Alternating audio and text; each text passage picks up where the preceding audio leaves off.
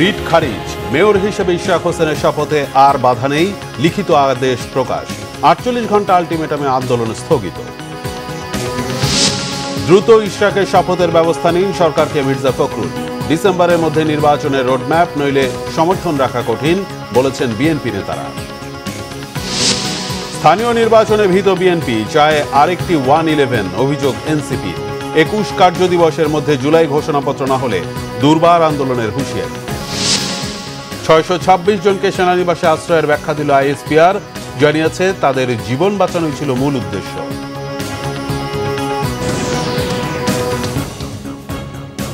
দেখছিলেন ground cement সংবাদ শিরোনাম, এবার বিস্তারিত।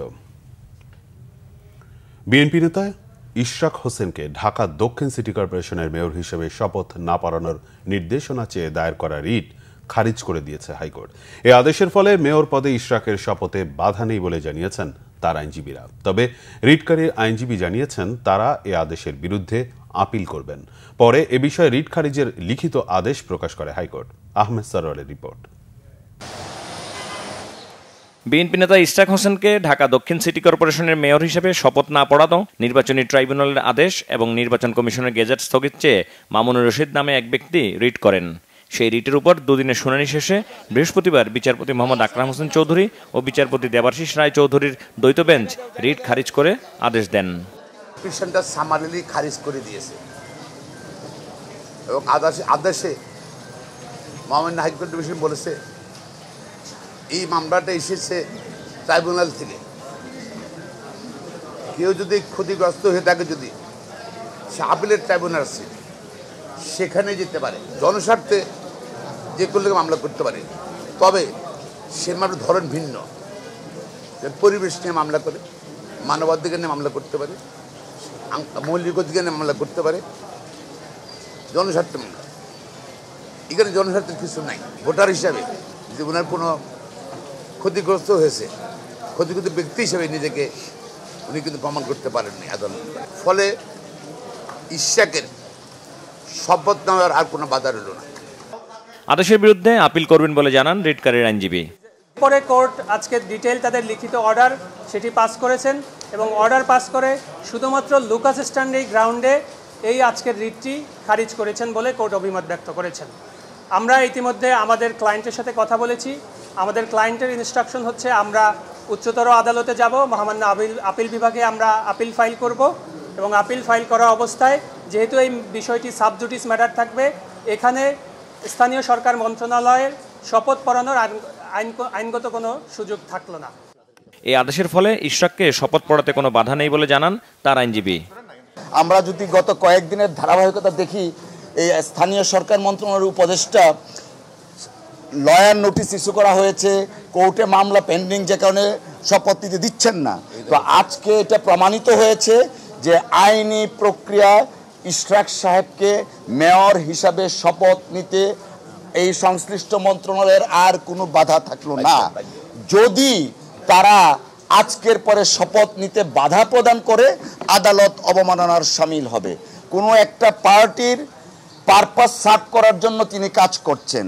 দেশের মানুষ সেইটাও বুঝতেছে যে কোনো গোষ্ঠী, পার্টি, পলিটিক্যাল পার্টির পারপাসটা সার্ভ করছেন।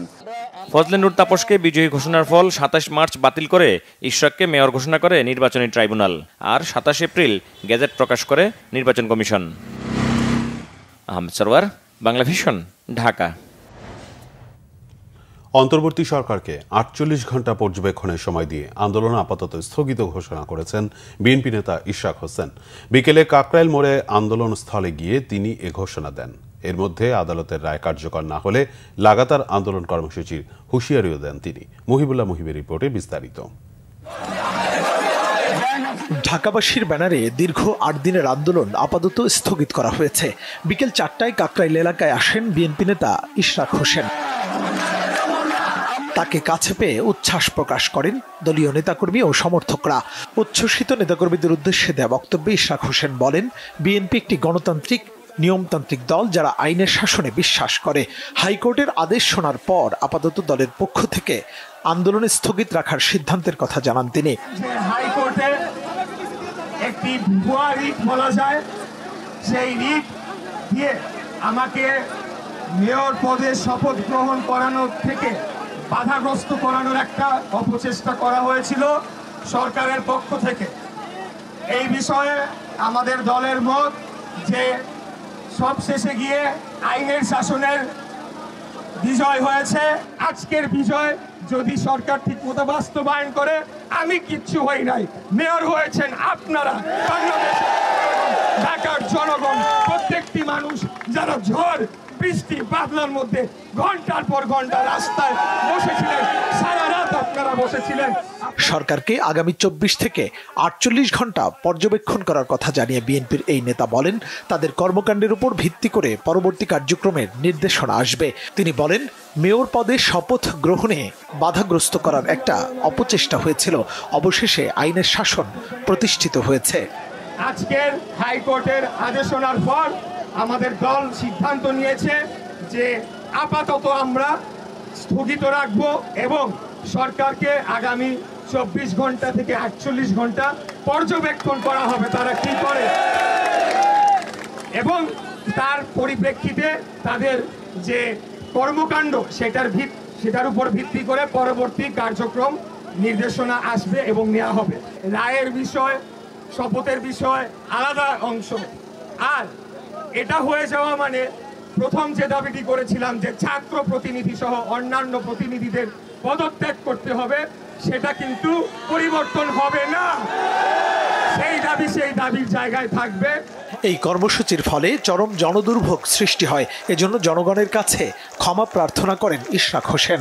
আমাদের এই কর্মসূচিগুলোর ফলে চরম জনভোগ সৃষ্টি হয় এবং জনগণ দুর্ভোগে পড়ে, রাস্তায় ঘন্টার পর ঘন্টা ট্রাফিকে তারা আটকিয়ে থাকে এবং নাগরিক বিভিন্ন সেবা থেকে তারা বঞ্চিত হয়।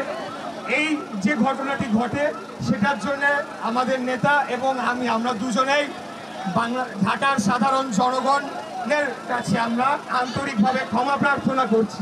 মুহিবুল্লাহ মুহিব, বাংলা ভিশন, ঢাকা। এর আগে হাইকোর্ট থেকে রায়ের পর আন্দোলনকারীরা বিজয় উল্লাসে মেতে ওঠেন। কাকরাইল মোড় থেকে মৎস্য ভবন সড়ক পরিণত হয় উৎসবের কেন্দ্রে। সরকারের দুই উপদেষ্টা আসিফ মাহমুদ ও মাহফুজ আলমের পদত্যাগের দাবি জানান তারা। বিএনপিকে কঠোর আন্দোলনে নামতে বাধ্য না করতে অন্তর্বর্তীকালীন সরকারের প্রতি আহ্বান জানান বিক্ষোভকারীরা। মিরাজ হোসেন গাজী রিপোর্ট, ক্যামেরায় ইনামুল হাবিব রুবেল।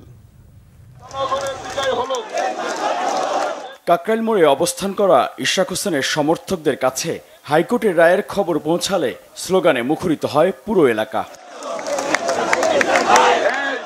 তখনও থেমে থেমে বৃষ্টি হচ্ছিল। এর মধ্যেই বিজয় উল্লাস করতে থাকেন বুধবার থেকে টানা অবস্থান করা আন্দোলনকারীরা। জনতার মেয়র ইঞ্জিনিয়ার ইশরাক হোসেন সে মেয়র হিসাবে রায় পেয়েছে, গেজেট হয়েছে, কিন্তু কুচক্রী মহল যারা এই সরকারের মধ্যে লুকিয়ে আছে তারা ষড়যন্ত্র করে তাকে মেয়র বানাতে বাধাগ্রস্ত হয়েছিল। সেজন্য আমরা আন্দোলন চালিয়ে যাচ্ছি। প্রায় 8 দিন যাবত আজকে আমরা রাজপথে আছি, শুধু আমরা দুইজনের জন্য আমরা রাজপথে আছি। এটা হতে পারে বৈষম্য, পুরোই বৈষম্য। তারা বৈষম্য বলে, কিন্তু তারা যখন অন্যান্য কাজগুলি করে সম্পূর্ণ এককভাবে করে। কিছুক্ষণের মধ্যেই কাকরাইলে প্রধান উপদেষ্টার বাসভবন যমুনার প্রবেশপথ থেকে শুরু করে মৎস্য ভবন মোড় ও জাতীয় প্রেস ক্লাবের পুরো এলাকায় মিছিলে মিছিলে সমবেত হন ঢাকার বিভিন্ন এলাকার বাসিন্দারা। 7 দিন আন্দোলন করতে হইতো না যদি তারা চক্রান্ত না করতো। এই জন্য আমরা দুই উপদেষ্টাকে পদত্যাগ চাই এবং কোর্টের রায়ের প্রতি বিএনপি সবসময় শ্রদ্ধাশীল। আমাদের ইশরাক ভাই সে রায় পেয়েছে, আমরা অনেক আনন্দিত। জনগণের ভালোবাসা নিয়ে, জনগণের সমর্থন নিয়ে এখানে এসেছি। আমাদের ইশরাক সাহেবের জন্য এসেছি। এখন আমরা দুই উপদেষ্টার পদত্যাগ চাই। দুই উপদেষ্টা পদত্যাগ না করা পর্যন্ত আমরা রাজপথ ছাড়ব না। ঢাকা দক্ষিণ সিটি কর্পোরেশনের সাবেক ওয়ার্ড কাউন্সিলররাও টানা আন্দোলন কর্মসূচিতে অংশ নেন। ইশরাক হোসেনের সঙ্গে বৈষম্যমূলক আচরণের অভিযোগ আনেন সরকারের একটি অংশের বিরুদ্ধে। একজন সাবেক কাউন্সিলর হিসেবে সবাই এখানে উপস্থিত আছি। আমরা আবারও জোর দাবি করছি, অবিলম্বে তাকে শপথ করে তার দায়িত্ব তাকে বুঝিয়ে দেওয়া হোক। জনগণের মেয়র দ্বারাই সেবা পায়, কারণ একজন আমলা তার পক্ষে সারা ঢাকা শহরকে মেনটেন করা সম্ভব না। আসিফ ভাইয়ের অবিলম্বে আমরা পদত্যাগ দাবি করছি। বিক্ষোভকারীরা বলেন, ডক্টর মোহাম্মদ ইউনূস সরকারকে বিএনপি শুরু থেকেই সর্বাত্মক সমর্থন দিয়ে আসছে। চলমান সংকটের স্থায়ী সমাধানে সরকার প্রধানের হস্তক্ষেপও কামনা করেন তারা। আমরা এই অন্তর্বর্তীকালীন সরকারের বিরুদ্ধে কোনো আন্দোলন সংগ্রামে যেতে চাই না। অন্তর্বর্তী সরকারের 2 জন উপদেষ্টা আছে এনসিপির, এরা পদত্যাগ করে জনতার কাতারে এসে রাজনীতি করুক। আদালতের ওনাকে মেয়র নির্বাচন করেছিলেন। আজকের এই জনগণের স্বতঃস্ফূর্ত অংশগ্রহণ ইনশাল্লাহ পরবর্তীতে আরও যে সমস্ত দাবি এই ঢাকা শহরবাসী এবং জনগণ উৎফুল্ল হয়ে সকল দাবি আমরা আদায় করবো ইনশাল্লাহ। আমরা চাই দ্রুত সময়ের মধ্যে সরকার অন্তর্বর্তী সরকারের বধূদয় হবে, শুভবুদ্ধির উদয় হবে, তারা দ্রুত সময়ের মধ্যে শপথের ব্যবস্থা করবে। কোনো চক্রান্তর কারণেই আমাদের এই নগরপিতা ইঞ্জিনিয়ার ইশরাকের শপথবাক্য পাঠ করাতে তারা বাধা হয়ে দাঁড়িয়েছিল। তাই আমরা চাচ্ছি অবিলম্বে এই উপদেষ্টাদের পদত্যাগ দাবি করছি। আইনের অমান্য করে ইশরাকের শপথবাক্য পাঠ করে নেয় বলে ওনাদের যে স্বাধীন আছে ওই জায়গায় আমি বলি ওদের নৈতিক স্খলন হয়েছে বলে এই জন্য আমি ওনাদের পদত্যাগ দাবি করি। উৎসবমুখর পরিবেশ আর খুশি মন নিয়ে ঘরে ফেরেন গত 8 দিন ধরে আন্দোলন করা বিএনপি নেতাকর্মী ও ঢাকাবাসী। মিরাজ হোসেন গাজী, বাংলা ভিশন, ঢাকা। বিএনপি মহাসচিব মির্জা ফখরুল ইসলাম আলমগীর বলেছেন, ইশরাক হোসেনের বিরুদ্ধে রিট খারিজে উচ্চ আদালতের রায়ে জনগণের বিজয় হয়েছে। থাইল্যান্ডের রাজধানী ব্যাংককে চিকিৎসাধীন বিএনপি মহাসচিব ভার্চুয়ালি প্রতিক্রিয়ায় বলেন, আইনের প্রতি সম্মান দেখিয়ে যেটা হওয়া উচিত সেই ধরনের রায় দিয়েছেন উচ্চ আদালত। যেটা হওয়া উচিত সেই ধরনের রায় তারা দিয়েছেন। এটাতে আরেক দিক থেকে গণতন্ত্রের বিজয় হলো। আমরা জানি যে যখন মেয়রের ইলেকশন হয় তখন সেটা সরকার জবরদস্তি জোর করে সেটা কেড়ে নিয়ে গিয়েছিল। আমি আশা করব যে মন্ত্রণালয় এখন আর কোনো সমস্যা তৈরি না করে দ্রুত তারা ইশরাকের শপথের ব্যবস্থা করবেন এবং পরিস্থিতিকে সহজ করে তোলার চেষ্টা করবেন। এবং আমরা আবারও সে কথা আবারও বলছি যে এখানে বর্তমানে যে রাজনৈতিক সংকট, এই সংকটগুলো দূর করবার একটাই মাত্র পথ, তা হচ্ছে অতি দ্রুত একটি রোড ম্যাপ ঘোষণা করা। এখানে অন্য কথা বলে কোনো লাভ নেই, কারণ সংস্কারের যে বিষয়টা আছে সেটা চলমান প্রক্রিয়া। এবং এটাও অনুরোধ করবো যারা সংস্কার কমিশনগুলোতে আছেন তারা অতি দ্রুত যেগুলোর সময় ঐক্যমত হয়েছে জনগণের সেই রাজনৈতিক দলগুলোর, সেগুলো তারা ঘোষণা করবেন এবং ঐক্যমতের কাজগুলো করবেন। যেটা এটা নিয়ে কোনো বাড়াবাড়ি করা বা এটাকে নিয়ে কোনো টানাহেঁচড়া করা, এটা পরিস্থিতিকে আরো জটিল করে তুলবে। সেই কারণেই জনগণের প্রত্যাশা যে অতি দ্রুত একটা রোডম্যাপ ঘোষণা করে নির্বাচনের ব্যবস্থা করা হবে। ডিসেম্বরের মধ্যে সংসদ নির্বাচনের রোডম্যাপ ঘোষণা না করলে অন্তর্বর্তীকালীন সরকারের প্রতি সমর্থন অব্যাহত রাখা কঠিন হবে বলে জানিয়েছে বিএনপি। বর্তমান সরকারের নিরপেক্ষতাকে প্রশ্নবিদ্ধ করা উপদেষ্টাদের অব্যাহতির দাবি জানান বিএনপির স্থায়ী কমিটির সদস্য ড খন্দকার মোশাররফ হোসেন। একই সাথে জাতীয় নিরাপত্তা উপদেষ্টার পদত্যাগও দাবি করেন তিনি। বলেন, অবিলম্বে ইশরাক হোসেনকে মেয়রের দায়িত্ব বুঝিয়ে দিতে হবে। রিপোর্ট করছেন সিকান্দার রেমান। জাতীয় স্থায়ী কমিটির পক্ষ বিএনপির সর্বোচ্চ নীতি নির্ধারণী ফোরাম জাতীয় স্থায়ী কমিটির এক জরুরি সংবাদ সম্মেলন হয় চেয়ারপারসনের গুলশান কার্যালয়ে। বিএনপি নেতারা কথা বলেন চট্টগ্রাম বন্দর নিয়ে। সরকারকে সহযোগিতার বিষয়ে উঠে আসে বক্তব্যে। যেখানে আমরা প্রথম দিন থেকে প্রকাশ্যে আমরা যে বলে গেছে যে আমরা এই সরকারের সহযোগিতা করতে চাই, তাদেরকে যৌক্তিক সময় দিতে চাই নির্বাচন করার জন্য। আমরা এখন বলছি যে এইরকম কর্মকাণ্ডের ফলশ্রুতিতে সেই সাহায্য সেইভাবে সহযোগিতা করাটা কঠিন হয়ে যাবে। চট্টগ্রামের পোর্টের বিষয়টা পক্ষে বিপক্ষের বিষয় না। এখানে চট্টগ্রাম পোর্টের বিষয় হচ্ছে এটা একটা স্ট্র্যাটেজিক ডিসিশন, এটা একটা পলিটিক্যাল ডিসিশন। সুতরাং এই সিদ্ধান্তগুলো পলিটিক্যাল গভর্নমেন্ট থেকে আসতে হবে। কেন উপদেষ্টা এবং জাতীয় নিরাপত্তা উপদেষ্টার পদত্যাগ চান তার ব্যাখ্যা দেন ড খন্দকার মোশাররফ হোসেন। অন্তর্বর্তী সরকারের যে সমস্ত উপদেষ্টাগণ একটি নূতন রাজনৈতিক দলের সাথে প্রত্যক্ষ ও পরোক্ষভাবে জড়িত বলে সবাই জানে ও বুঝে, উপদেষ্টা পরিষদে তাদের উপস্থিতি সরকারের নির্দলীয় নিরপেক্ষ পরিচিতিকে ক্রমাগত প্রশ্নবিদ্ধ করে চলেছে বলেই সরকারের ভাবমূর্তি রক্ষার্থে তাদেরকে অব্যাহতি দেওয়া প্রয়োজন। জাতীয় নিরাপত্তা উপদেষ্টার গতকালের বক্তব্য আবারও নূতন বিতর্কের জন্ম দিয়েছে। সরকারের ভাবমূর্তি রক্ষার্থে তাকেও অব্যাহতি দেওয়া প্রয়োজন হবে। ইশরাক হোসেনকে মেয়রের দায়িত্ব বুঝিয়ে দিতে শপথ পড়ানোর আহ্বান জানান বিএনপির স্থায়ী কমিটির এই সদস্য। ঢাকা দক্ষিণ সিটি কর্পোরেশনের মেয়র সংক্রান্ত বিষয়ে আদালতের রায় অনুযায়ী গেজেট নোটিফিকেশন করায় নির্বাচন কমিশনকে অন্যায় অযৌক্তিকভাবে প্রশ্নবিদ্ধ করা হচ্ছে। আমরা আশা করব নির্বাচনী ট্রাইব্যুনাল ও উচ্চ আদালতের রায়ের প্রতি সম্মান প্রদর্শন করে অতি শীঘ্র সরকার ঢাকা দক্ষিণ সিটি কর্পোরেশনের মেয়র হিসাবে জনাব ইশরাক হোসেনকে শপথ গ্রহণের ব্যবস্থা করবে। এদিকে ইশরাক হোসেনের বিরুদ্ধে করা রিট খারিজ হয়ে যাওয়ায় জনগণের প্রত্যাশার প্রতিফলন হয়েছে বলে মন্তব্য করেছেন বিএনপির সিনিয়র যুগ্ম মহাসচিব রুহুল কবির রিজভী। নয়াপল্টনের কেন্দ্রীয় কার্যালয়ে সংবাদ সম্মেলনে তিনি বলেন, জাতীয় নিরাপত্তা উপদেষ্টা ডক্টর খলিলুর রহমান তারেক রহমানকে নিয়ে যে বক্তব্য দিয়েছেন তাতে দেশের মানুষ হতবাক ও বিক্ষুব্ধ হয়েছে। ডক্টর খলিল তার নিজের পক্ষে ওঠা প্রশ্নের জবাব না দিয়ে পলাতক স্বৈরাচারের মতো তারেক রহমানের বিপক্ষে প্রোপাগান্ডার পথ বেছে নিয়ে জনগণের দৃষ্টি ভিন্ন খাতে প্রবাহিত করার অপচেষ্টা জনগণ মেনে নেবে না। ফ্যাসিবাদের ১.৫ দশক ডক্টর খলিল কোথায় ছিলেন, কিভাবে ছিলেন, কোন দেশে ছিলেন, বিদেশে তার স্ট্যাটাস কি ছিল, ফ্যাসিবাদের বিপক্ষে তার ভূমিকা কি ছিল, অবশ্যই এ সকল প্রশ্নের জবাব জনগণকে জানাতে হবে।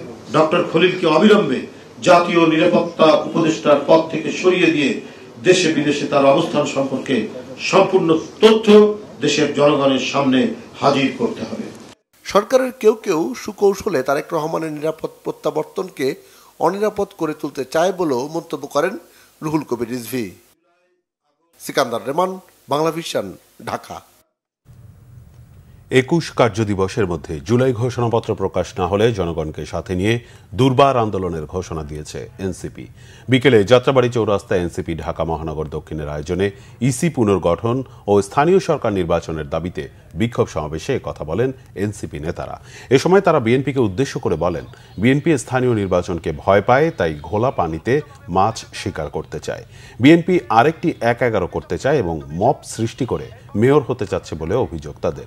এনসিপির কেন্দ্রীয় ঢাকা মহানগর দক্ষিণের নেতাকর্মীরা সমাবেশে উপস্থিত ছিলেন।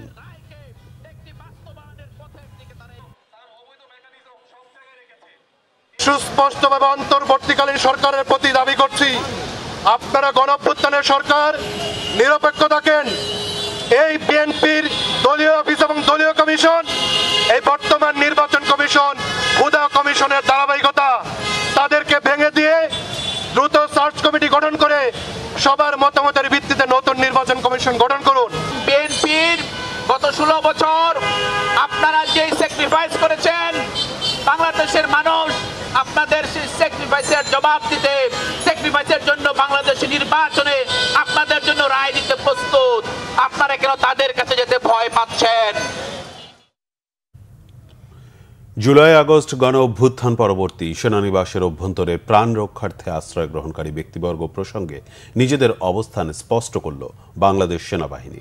আন্তঃবাহিনী জনসংযোগ পরিদপ্তর আইএসপিআর এর পাঠানো এক প্রেস বিজ্ঞপ্তিতে জানানো হয়, জুলাই আগস্ট ২০২৪-এর ছাত্র জনতার গণ অভ্যুত্থানে বিগত সরকারের পতনের পর সার্বিক আইন শৃঙ্খলা পরিস্থিতির ব্যাপক অবনতি হয়। ফলশ্রুতিতে সরকারি দপ্তর, থানাগুলোয় হামলা, রাজনৈতিক নেতাকর্মী ও সমর্থকদের উপর আক্রমণ ও ঘরবাড়িতে অগ্নিসংযোগ, মব জাস্টিস, চুরি, ডাকাতি সহ বিবিধ বিশৃঙ্খলা দেখা দেয়। ঢাকা সহ দেশের প্রায় সকল সেনানিবাসে প্রাণ রক্ষার্থে রাজনৈতিক ব্যক্তি সহ বিভিন্ন শ্রেণী পেশার নাগরিক আশ্রয় চান। উদ্ভূত আকস্মিক অস্থিতিশীল পরিস্থিতিতে আশ্রয় প্রার্থীদের পরিচয় যাচাই বাছাইয়ের চাইতে তাদের জীবন রক্ষা করা প্রাধান্য পায়। তাই ২৪ জন রাজনৈতিক ব্যক্তিত্ব, ৫ জন বিচারক, ১৯ জন অসামরিক প্রশাসনের কর্মকর্তা, ৫১৫ জন পুলিশ কর্মকর্তা ও সদস্য, বিভিন্ন পাবলিক বিশ্ববিদ্যালয়ের কর্মকর্তা সহ বিবিধ ১২ জন ও ৫১ জন পরিবার পরিজন সহ সর্বমোট ৬২৬ জনকে বিভিন্ন সেনানিবাসে আশ্রয় দেয় সেনাবাহিনী। শুধুমাত্র মানবিক দায়বদ্ধতার কারণে আইন বহির্ভূত হত্যাকাণ্ড থেকে আশ্রয় প্রার্থীদের জীবন রক্ষা করাই ছিল মুখ্য উদ্দেশ্য। পরিস্থিতি উন্নয়নের পর আশ্রয় গ্রহণকারীদের বেশিরভাগ বেশিরভাগই 1-2 দিনের মধ্যেই সেনানিবাস ত্যাগ করেন এবং এর মধ্যে 5 জনের বিরুদ্ধে মামলা থাকায় তাদেরকে আইনশৃঙ্খলা বাহিনীর কাছে হস্তান্তর করা হয়। কিছু স্বার্থান্বেষী মহল উদ্দেশ্য প্রণোদিতভাবে বিভ্রান্তিকর সংবাদ ছড়িয়ে সেনাবাহিনীর ভাবমূর্তি ক্ষুণ্ণ ও জনগণের সঙ্গে দূরত্ব তৈরির অপচেষ্টা চালিয়ে যাচ্ছে উল্লেখ করে সকলকে এ ধরনের বিভ্রান্তিমূলক অপপ্রচার থেকে সতর্ক থাকার আহ্বান জানিয়েছে আইএসপিআর। দেশপ্রেমিক শক্তির ঐক্যের আহ্বান জানিয়ে আগের বিভাজনমূলক বক্তব্য ও শব্দ চয়নের জন্য দুঃখ প্রকাশ করেছেন তথ্য সম্প্রচার উপদেষ্টা মাহফুজ আলম। বৃহস্পতিবার নিজের ভেরিফাইড ফেসবুক পেজে দেয়া পোস্টে তিনি বলেন, ব্যক্তির আদর্শ, সম্মান ও আবেগের চেয়ে দেশ বড়। সরকারে আর একদিনও থাকলে অভ্যুত্থানের সব শক্তির প্রতি সম্মান ও সংবেদনশীলতা রেখে কাজ করতে চান তিনি। পুরাতন বন্দোবস্তের বিভেদকামী স্লোগান ও তকমাবাজি যা বৃহত্তর জনগোষ্ঠীকে হত্যাযোগ্য করে তোলে, সেগুলো পরিহার করলেই ভবিষ্যৎ রাষ্ট্র গণতান্ত্রিক ও অন্তর্ভুক্তিমূলক হবে, এই আশা উপদেষ্টা প্রকাশ করেছেন। বাংলাদেশের শত্রুরা ঐক্যবদ্ধ ও আগ্রাসী উল্লেখ করে তথ্য উপদেষ্টা বলেন, সার্বভৌমত্ব ও গণতান্ত্রিক সব প্রতিষ্ঠান হুমকির মুখে। দেশপ্রেমিক জনগণ যারা জুলাই অভ্যুত্থানে ঐক্যবদ্ধ ছিলেন তাদের সামনে দীর্ঘ পরীক্ষা। এ পরীক্ষা ঐক্যের ও ধৈর্যের। এ পরীক্ষা উতরে যেতেই হবে বলে মনে করেন তিনি। ঢাকা বিশ্ববিদ্যালয়ের শিক্ষার্থী ও ছাত্রদল নেতা সাম্য হত্যার প্রতিবাদে রাজধানীর শাহবাগ থেকে ইন্টারকন্টিনেন্টাল হোটেলের সামনের সড়কে বিক্ষোভ করেছে জাতীয়তাবাদী ছাত্রদল। দাবি আদায়ে বৃষ্টি উপেক্ষা করে সকাল 10:30টায় তারা এ অবস্থান নেয়।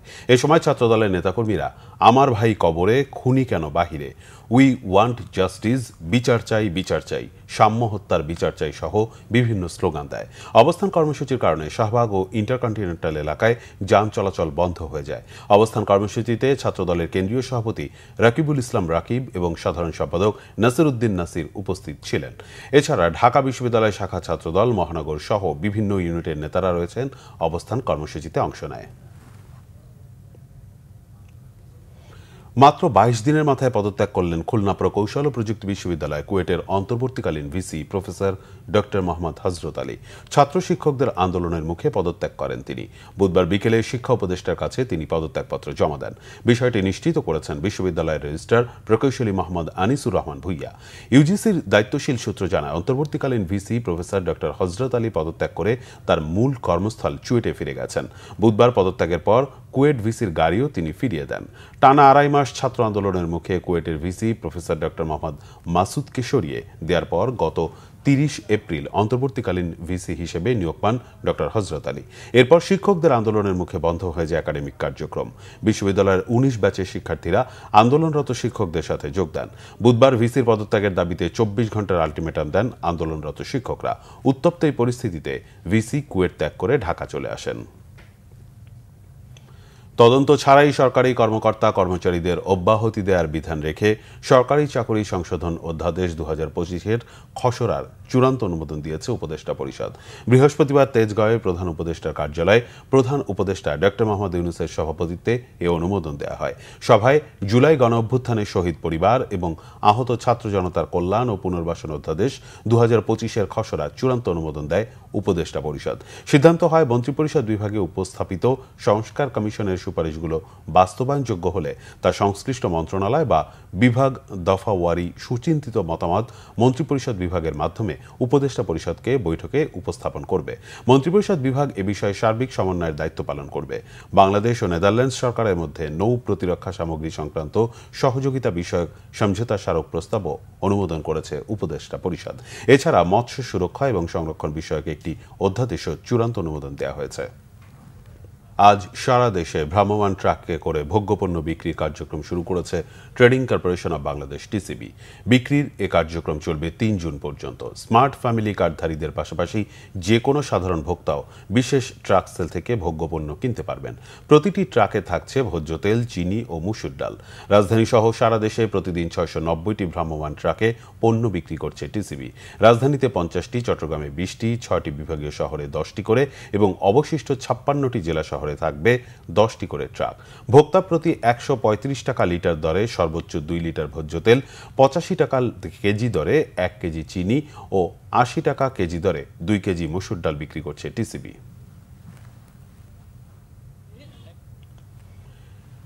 ইন্টারব্যাচ বিজনেস আইডিয়া প্রতিযোগিতা 2025 অনুষ্ঠিত হয়েছে প্রাইম ইউনিভার্সিটিতে। ব্যবসা প্রশাসন বিভাগের আয়োজনে বিশ্ববিদ্যালয়ের কনফারেন্স রুমে প্রতিযোগিতাটি ছিল 2 পর্বে বিভক্ত।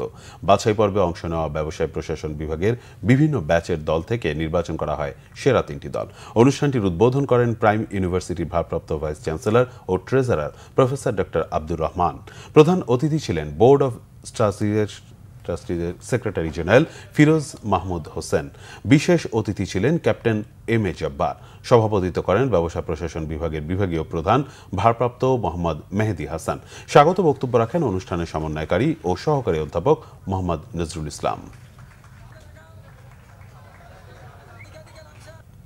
সংবাদ শেষ করব ক্রাউন সিমেন্ট শিরোনামগুলো আরেকবার জানিয়ে। রিট খারিজ, মেয়র হিসাবে ইশরাক হোসেনের শপথে আর বাধা নেই, লিখিত আদেশ প্রকাশ। 48 ঘন্টা আলটিমেটামে আন্দোলন স্থগিত। দ্রুত ইশরাকের শপথের ব্যবস্থা নিন সরকারকে মির্জা ফখরুল। ডিসেম্বরের মধ্যে নির্বাচনের রোডম্যাপ, নইলে সমর্থন রাখা কঠিন বলেছেন বিএনপি নেতারা। স্থানীয় নির্বাচনে ভীত বিএনপি, চায় আরেকটি 111, অভিযোগ এনসিপির। 21 কার্যদিবসের মধ্যে জুলাই ঘোষণাপত্র না হলে দুর্বার আন্দোলনের হুঁশিয়ারি। 626 জনকে সেনানিবাসে আশ্রয়ের ব্যাখ্যা দিল আইএসপিআর, জানিয়েছে তাদের জীবন বাঁচানোই ছিল মূল উদ্দেশ্য।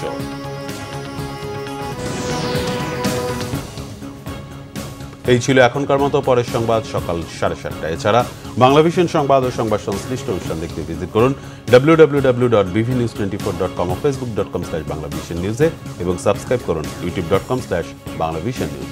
ধন্যবাদ।